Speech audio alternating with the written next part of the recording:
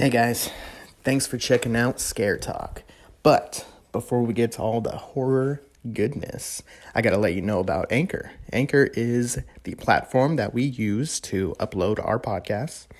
Anchor distributes the podcast to Apple, Google, Spotify. It's free. It's super easy to do. You can record, you can edit straight on their website, anchor.fm, or you can download the mobile app and do a lot of the same. You can make money with no minimum listenership.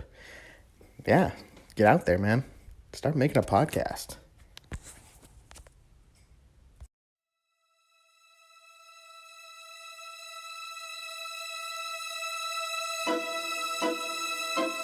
Welcome to Scare Talk, a horror movie podcast for horror fans. This podcast will cover horror movie reviews, ratings, and rankings. Now for your hosts, Danny and Joel. Alright, this is Scare Talk. I am Danny, and I am here with Katrina. Hello.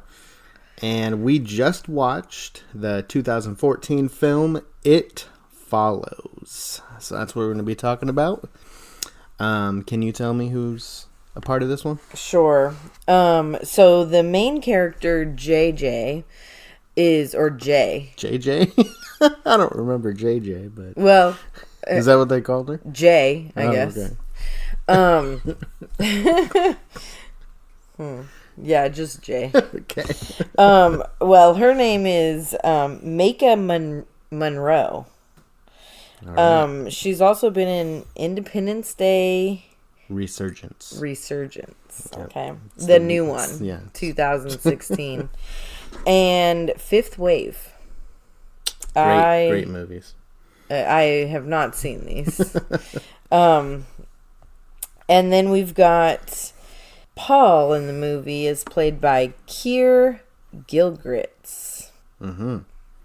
I don't know if I'm saying that correctly, but he is in Dead Silence. Yeah. And he is the main character in the series Atypical. All right. Yep. So then you've got the writer and director it's the same, same writer and director is David Robert Mitchell. Okay. Wrote and directed this movie. Yeah, I looked up his stuff, and this is, I believe, his first feature film. Oh, okay. Mm-hmm. Yeah, this is the first one that was full length that came out. I think this was, it got a good amount of praise critically when it came out. That's what you said. I remember hearing about it, and still today, people, like, I've seen some top 10s for the last decade, and It Follows was on a few of them. Yeah, for horror. Okay. And so yeah, this movie is pretty well known. I hadn't seen it, and you hadn't seen it. So what did you expect? Well, I was told we did read the description beforehand. Yes. So. And I was told going into it that it had some high reviews. A well-respected movie. So I was looking forward to a solid movie. I expected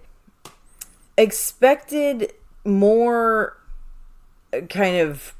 I expected it to be more provocative than it was. Okay. Just knowing that it's about, an STD spreading, and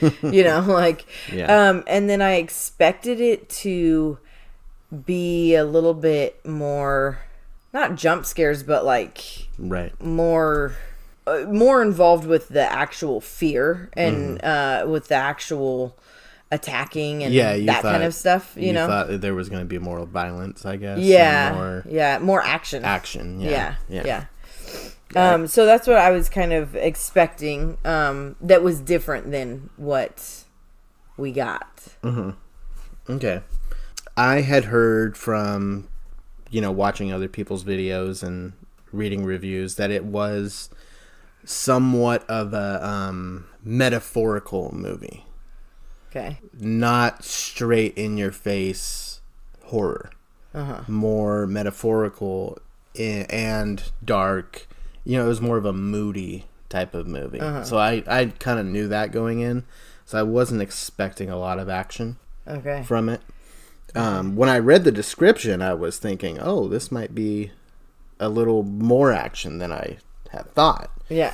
Because the description basically said that this girl gets a sexually transmitted curse and now has people following her wanting to kill her, and so she has to pass it on to the next person in order to survive. So with the whole people following her wanting to kill her, I was thinking there would be some like chase scenes or you know, something like that, which didn't happen. So basically that's what the movie's about.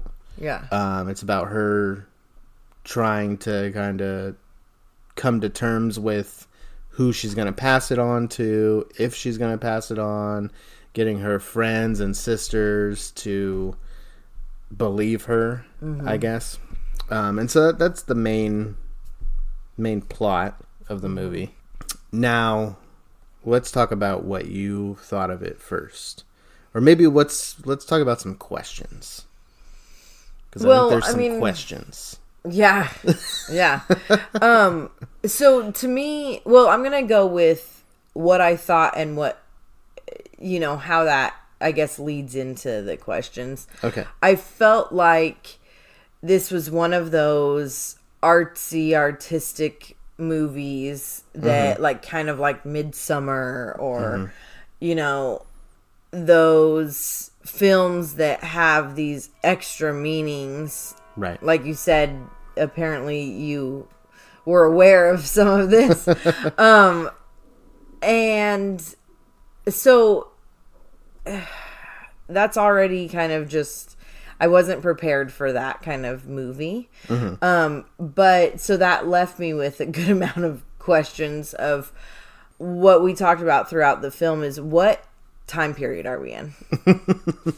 Yeah, because, I guess, like, what decade is it? Yeah, because it's like we're seeing like these 70s, like the inside of the house is like the decor is like a 70s type house. They have these tube TVs. Yeah.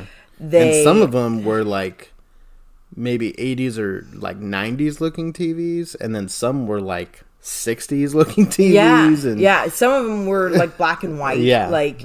And the antennas and then you've got like old fashioned furniture and whatever. Right. Some new cars, some old cars. Right.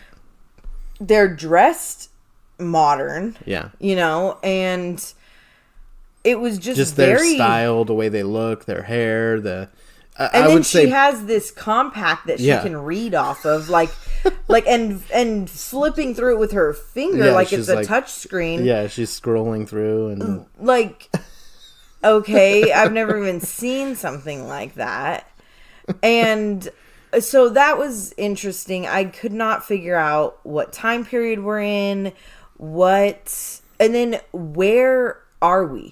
Sometimes we're in like the slums, like and like Detroit or something, you know, and then like worse than Detroit. And then other times you're over here on the beach. Like multiple times they're over there at the beach, and then it just the whole like where are we located, and then where are the parents? What age are these kids? They're like going to high school, I think. Maybe it's college, but they talk about, is your mom home? And or is your mom asleep? The other kid lives with his mom, so they seem to be kids. But where are their parents? And what do they do all day? Like, what is this? That was weird. So many questions. Okay. So many questions. So I have answers for these questions. I think. That's what you say. I feel like I had more, but I'll pop them in when I can.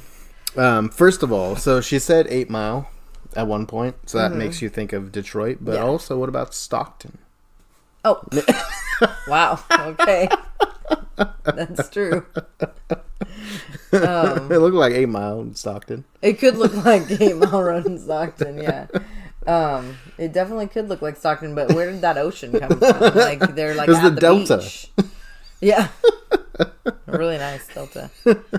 No, that's not my answers. That was just something I thought of right now. Okay, so my answer is, again, it's very metaphorical, and I think it talks, or it tries to touch on the idea of sex and the taboo and sin of it outside of marriage, or as a young person, underage. So I think it's trying to show that transcends time and space. So time, they're showing all these different decades within the movie to show that this overarching theme, it doesn't matter what time it takes place in. This is always a sin. It's always a bad thing. Okay. So that's why it shows many decades, but it also even shows the future with her compact, like smart compact or whatever. Yeah. So I think that was the point of that. Also, space. So it transcends time and space. So space meaning where they are. So that's why it was like, where are they? We don't know, because it doesn't matter where they are. Everywhere they're at, everywhere anybody's at, this is always going to be looked at as a bad thing. And I think the people that are following these people is like guilt or shame. It's a reflection of that. Mm-hmm. So that's, I think, what the movie was supposed to be about. Okay, now, did you really, like, while you're watching, you're like, oh, yeah, that's what it's saying, like, with for the whole, sure. Yeah, with the whole time thing, I didn't look this up at all. I did not look up the meanings behind this. All I knew is that it did have deeper meanings.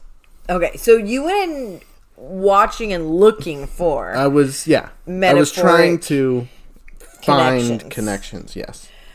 Okay, do you think that these connections that you found, do you think that for a viewer going in, not going in thinking, oh, this is a metaphorical movie and this is going to be moving and, you know, like, I'm going to think with my mind and everything. Do you think that point got across? I would say like 50-50. Maybe 50-50. For maybe not like, 1 out of 2 people are gonna enjoy the movie for that, but I think if you want to, you can find these things.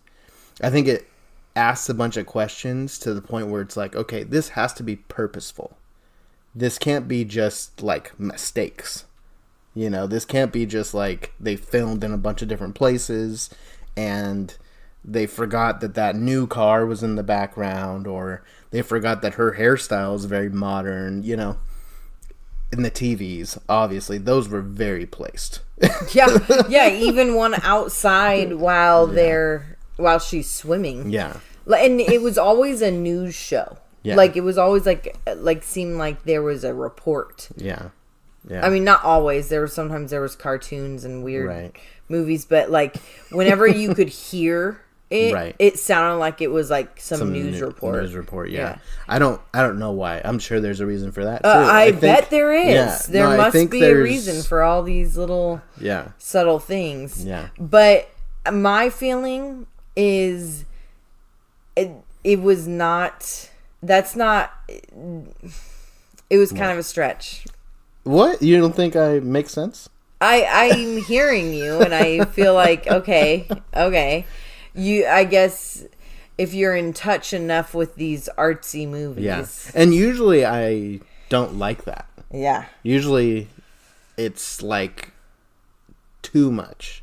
This one was on the surface just a kind of a creepy little original, I would say it's original, story that is like, okay, well, that was fine. But then if you want to know more about it, then you might come to some more conclusions and more reasoning behind what was happening. Okay. Whereas other movies like Midsummer, I didn't care to try to figure out, and there weren't even really questions in that movie to me. I didn't have any questions. I was just like, okay, this is just weird, and like I don't even care about the questions I might have, because one, it's like completely unrelatable, whereas this one I think a lot of people can relate to having sex. Well, yeah, but yeah, I don't know. Midsummer, not that I was a huge fan, but that one I felt like I walked away thinking, man, what the heck did I just watch? But wanting to talk about it. Yeah. Wanting to figure it out. Yeah. You know, talk about, oh, what did you think of this? Where did you think this was trying to go? And, you know, what was the purpose of this? This, I was like, okay, like that's what we just watched. Yeah. And didn't really care to figure out why. Okay. Is where this one left me. Okay. Now, since you have all the answers, what was up with the one, like, zombie one going after her, like, peeing her pants? That, you know, I don't have all the answers. Okay. That might have just been like a gross factor for the movie. Yeah. I don't know. I'm sure there's a reason behind it. I'm sure there's something deeper to it. I did think that it was interesting at the beginning. It was like these creepy ones coming like that. Yeah. That was her first experience. Well, aside from the one. But then at the end, it was like started being the people that she knew. The familiar people. And I noticed also that the like really tall person came a couple different times. Yeah. So there were repeats at times. Yeah. And I think another thing is, so let's say, you know, she had sex, regretted it, had, you know, guilt about it, right? So she's going to feel bad about herself. So therefore, she's going to think other people are judging her, right? So that's where the paranoia comes from. So it's like, you know, is that person judging me? You know, like you get in your head. And so then it starts with just these random people, but then it's like, oh, my friends now. Yeah. You know, did they find out, you know? So I think that's the reasoning behind it's starting off just being random people and then becoming more familiar people. I could see that, but the thing is she didn't seem to feel guilt or any regret. No. So no, I don't think it might have been more convincing. Right. It would have been a little more clear, I think. Yeah. If she was kind of dealing with trying to decide if she was going to, and I mean, she had the conversation with her sister, but she was like, you know, he wants me to, and then she, you know, you could tell that she decided, okay, this is what I'm going to do, and she didn't seem upset or shy or any kind of regret or anything after. She was just talking to him. Yeah, it didn't seem that way. And I don't feel like the characters portrayed that. But I think it's just just being a commentary about that. You know, rather than like the characters actually displaying those feelings. Because on the surface, it's just supposed to be a horror movie. Yeah, it's just people stalking you and, you know. Yeah. So I don't think it was supposed to be that clear. I think it was supposed to be a little, you know, subtext. Yeah. Going on the lines with that, though, it makes sense why the neighbor, Greg, why when they ended up having sex, then he didn't see the people very soon. Right. After, because he didn't feel bad having sex with her. She mentions later he didn't believe it. Yeah.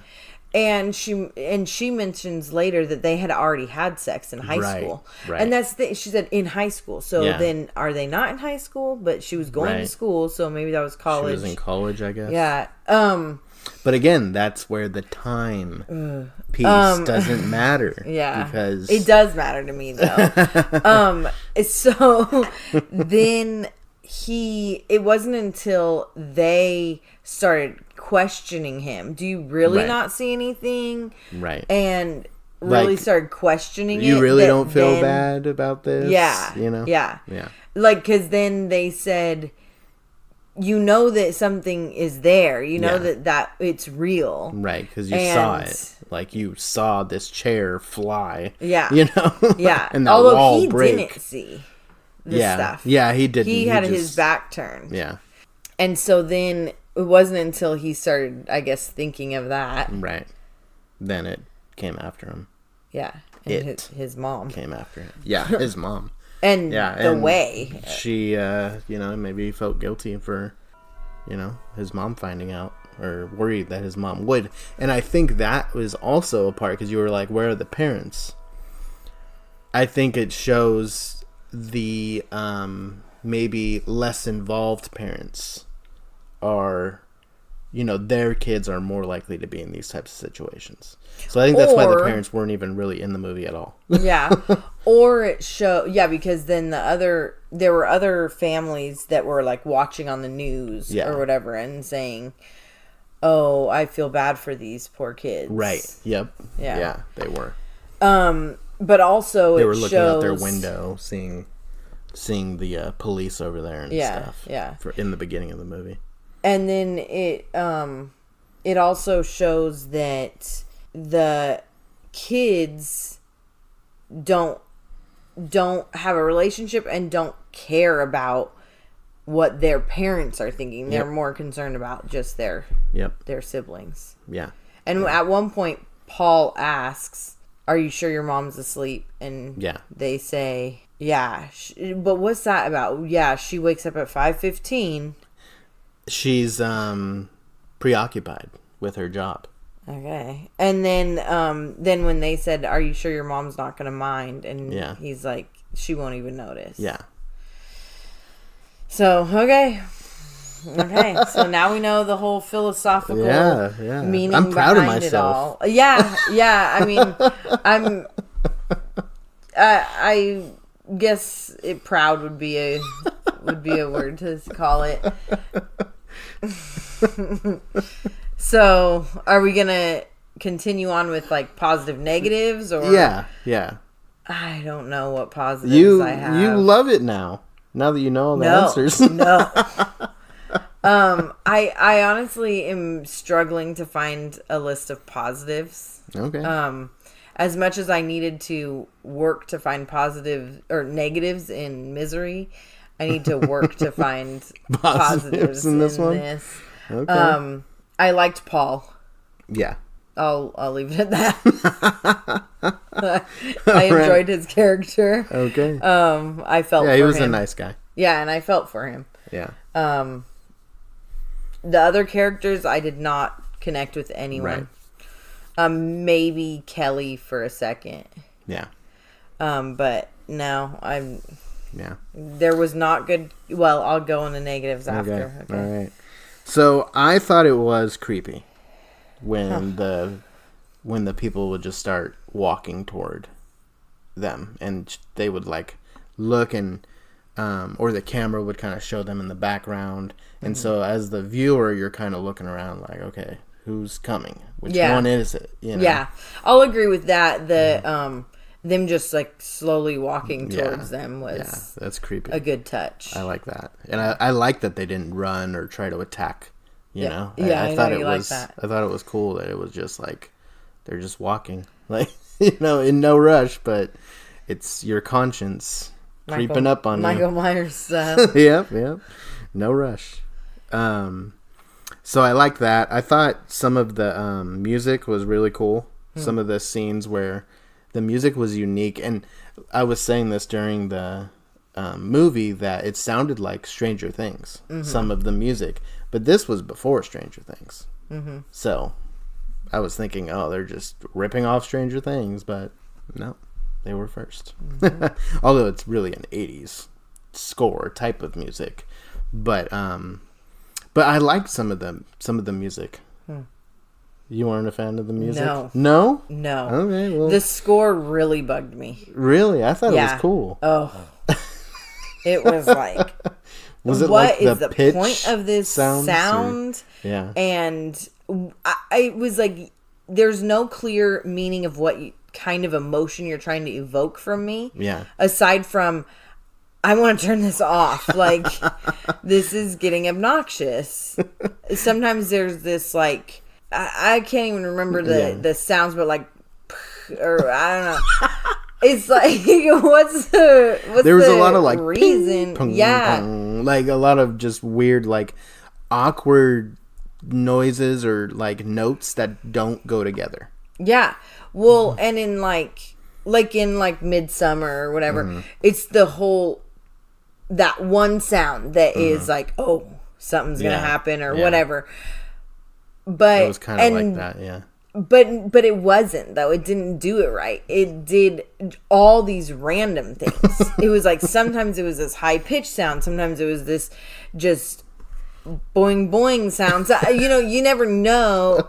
It didn't have any consistency. I liked it. I thought it added some uniqueness to the movie, and it made me think, okay, what's going to happen? What's up with this music right now?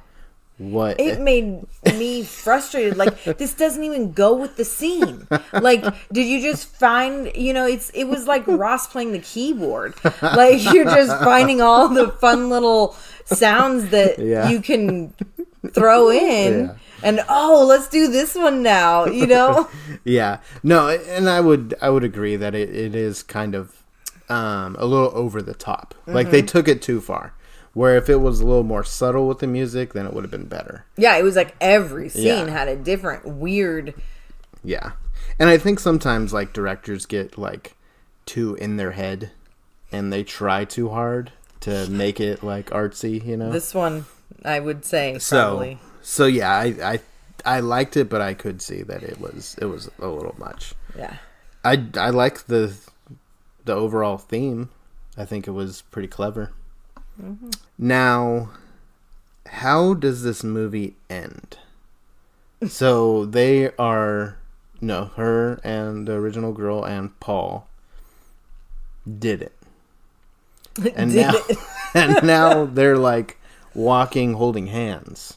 So, what do you think of that? Well, because after they did, then he went to that corner where there were two prostitutes. Right. And so you assume that he passed it on to them. Okay. And so he's feeling safe. Okay. And so then he's feeling like he can be with her. Mm-hmm. But it seems to me like he hasn't told her that that's what he's done. Okay. Is passed it on. And so if it is this guilt thing following them, well, then you see at the end, while they're walking holding hands, then there's someone that starts following them. Right. And so it's like, okay, well, he still has this guilt of then passing it on to these prostitutes who have no clue what to expect. Right. And if the prostitutes were already killed, because they don't know. Right. And that's part of the rules. Yeah. Which we'll get into that in a little bit, because I do have negatives with that. Okay. So okay, I can see what you're saying. So there's, it's just gonna continue. It's going to continue. Plus, if he passes it to a prostitute, then she's passing it to someone else real quick. Oh yeah. And and that's kind of smart though. Yeah. Because for the rules, if the person you passed it to gets killed, then it goes back to you that they're looking for. So if he passes it to a prostitute, who then that guy passes it to somebody else, he's further down the line. Yeah. Down the chain. So. But that leaves him with that much more guilt. Right. That he's passing it on. Right. With that theme, then he really doesn't pass it on. It stays with him. And that's how it seems to be. Yeah. Because she can still see it when she passes it on. Yeah. And the other guy could still see it when he passed it on. Yeah, they just weren't attacking them. Mm-hmm. They could just still see the people. Mm-hmm. So they're always going to be haunted by it. Right. Exactly. Okay. I like your interpretation there. I was thinking more so they were safe because, like, they had love. Oh. That's why they were holding hands at the end, you know? That's what I was kind of thinking. It's a very cute. Romantic movie. And that's cute. And I like that for the going with the theme of, you know, having sex in the appropriate way. But maybe they'd be safe if they got married. Right. Then, bam. Okay. Put a ring on it. Yeah. You're safe. Hey, maybe she had a ring on. She had that cast on. We weren't able to see. Yeah, but there was never a ceremony. If you don't have a big, huge wedding, it doesn't count. Okay. Just okay. So let's talk about some negatives. I think you've already said some. Yeah. Well, the movie. I can't say I was a fan of this movie. Okay. Well, I really didn't like the fact that, like, why start out all, like, they started out so, like, so intense. Yeah. The woman at the beginning running and really, like, full in it, you know, and then her getting killed and that was my her being positioned a certain way killed, like, so unrealistic. Yeah. But at least you're, you know, killing people and, you know, committing to the horror genre, right? Right. Then they have sex and he ties her up and has her on in a wheelchair and zooming her around places, and then leaves her tied up on her front porch. Yeah. And then that's the last of, like, the violence really that you see. That's like, and so it's like, if you're going to start off extreme, keep going with it. Keep it going. Yeah. And otherwise, what was the point of that? Like, why did he need to tie her up and everything? One, it already felt like, why do you need to do all this? Like, you're taking it a little far. You didn't need to drug her. Yeah. You didn't need to tie her up to a wheelchair and put her in the middle of nowhere. Yeah. Again, where are we? We were just on the beach. It doesn't matter where we are. Now we're in this. It can be anywhere. Ugh. I would say that was a negative for me too. Why he had to go to those lengths just to get her to see it. Yeah. Following her was like, what? I was confused by that. And what a weird guy. Yeah, he was weird. And then so that was frustrating. I did not like that there was really no character building. Yeah. You didn't really get connected, and it's like they started like they were going to build some characters. Mm-hmm. You know, like they were starting to show some personalities, and then it just ended. Yeah. Like, just no more character building. We're just going to have all this weird stuff going on. Yeah. And now the only one that you really care about and like is Paul. Yeah. And you don't even care about the main character. Right. Jay, she's just obnoxious, really, kind of. And I'm thinking that might have been purposeful too, as to show that it's general. This affects everybody. Yeah. There doesn't have to be this strong character in the movie that you want to root for or not root for. It's more of a general thing. So these are just generic people. So it's kind of just lazy writing. Yeah. Yeah. Just I think I'm making excuses. Yeah. Yeah.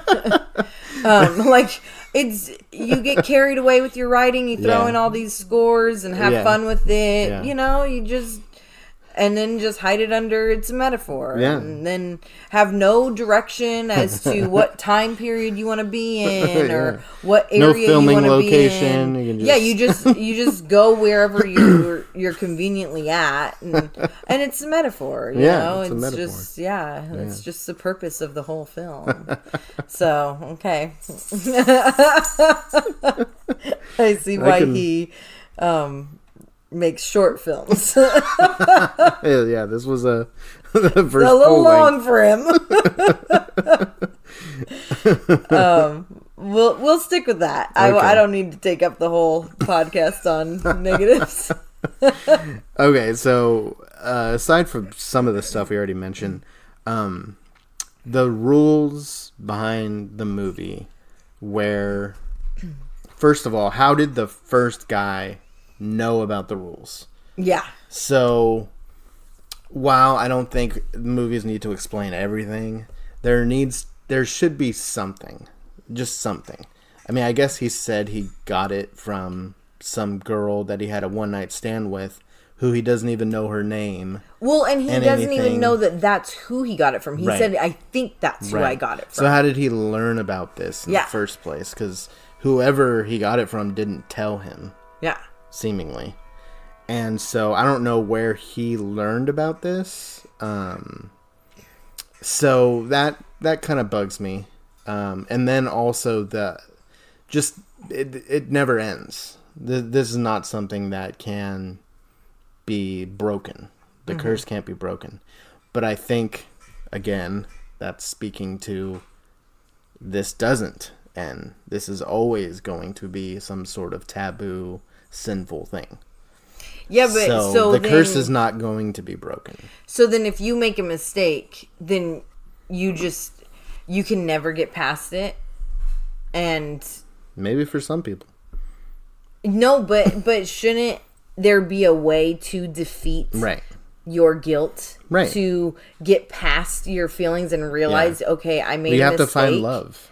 Well, apparently. But see, this is the thing too. What about when they went to the pool? Yeah. One, way too drawn out scene. Yeah, that was drawn out. And then they go to the pool. He is able to shoot this guy in the head, and who is supposed to be like a spirit or like not something you can see, but he bleeds. Yeah. Which is quite interesting. And then can you see him? Can you see him? And then it fills up with blood. And then next scene, they're having sex, right? And she's passing it on to him. Oh yeah. And so it's like, okay, dude, maybe he was gone. Yeah.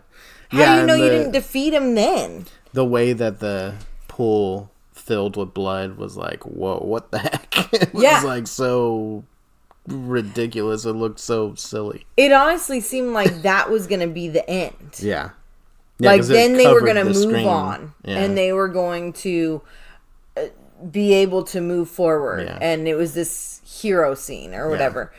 And then they decided, no, we're going to keep going with this. Yeah, well, at that point, it was only like an hour long. Well, so. I think that, he decided, wait, let's make this a full movie. I wasn't done with this yet. I forgot that I wanted to have her and Paul have sex. And I had so many more ideas. So, yeah, some of the rules were a little, like one of them got shot but then got up right away. Another one got shot and fell into the pool and then bled throughout the whole pool. Mm-hmm. So it wasn't consistent with the rules, and the rules weren't very clear, I guess. And maybe that again is purposeful to where it's it's different for everyone. Yeah. Or you can keep going and going with these. Well, because it's just these convenient metaphors. Yeah. That if that is the excuse behind it all, then he could just do whatever he wants. Yeah, exactly. Well, it's part of the metaphor. Yeah. And I'm usually not a fan of that kind of stuff. Okay, so let's talk about some grades for this one. Get your grade book out. Okay. I And I usually am more accepting of the artsy films than you are, I think. This one, what's funny is I would normally like this because it wasn't as, like, I was expecting it to be this, like, provocative, like, raunchy movie because of the premise and everything.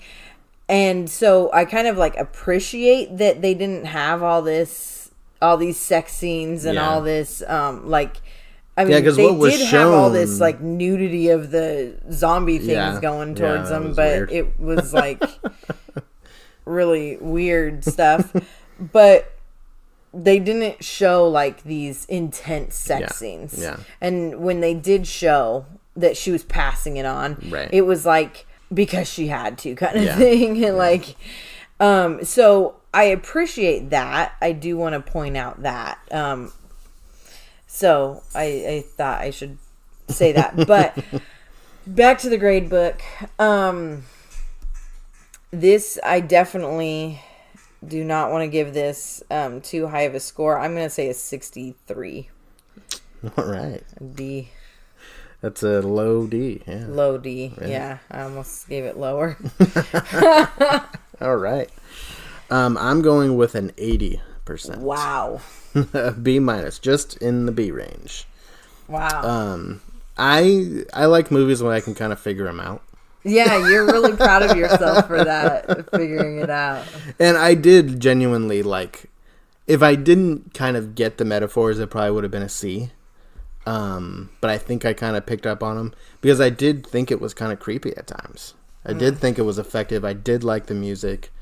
So I did like some stuff, you know, so I probably would have given it a C, maybe a C plus, but I'd give it in the B range because of some of the themes that I think it was trying to touch on. So, okay. Yeah. So that was quite a big difference in quite grade. A big difference. Yeah. We do have very different opinions on horror movies. Yeah.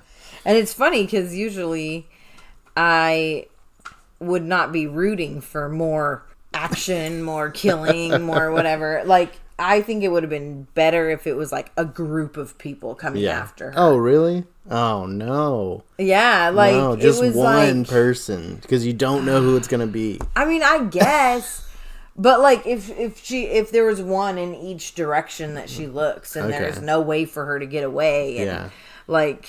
Yeah. It was just too easy. I thought, well, yeah, it was easy, but you're never really going to escape it, though. Yeah. It never goes away.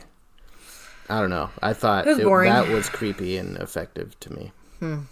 I wasn't creeped. I was just bored. At one point, I was like, when is this over? How long is this movie? So, okay. All right. All right, well, that was our review on It Follows. Go ahead and follow us on Facebook at Scare Talk Podcast, on Twitter at Scare Talk Pod. Listen to us on pretty much any podcast service that you can find. Apple, Spotify, Google, Anchor. And send us a comment, a suggestion for a movie. Give us a review, a rating. We want to hear from people who are listening. See if you like what we're doing. All right. Any final remarks? Sleep tight.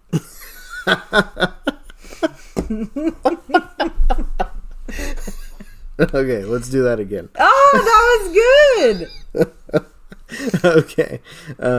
This has been Scare Talk. Sleep tight. Don't let it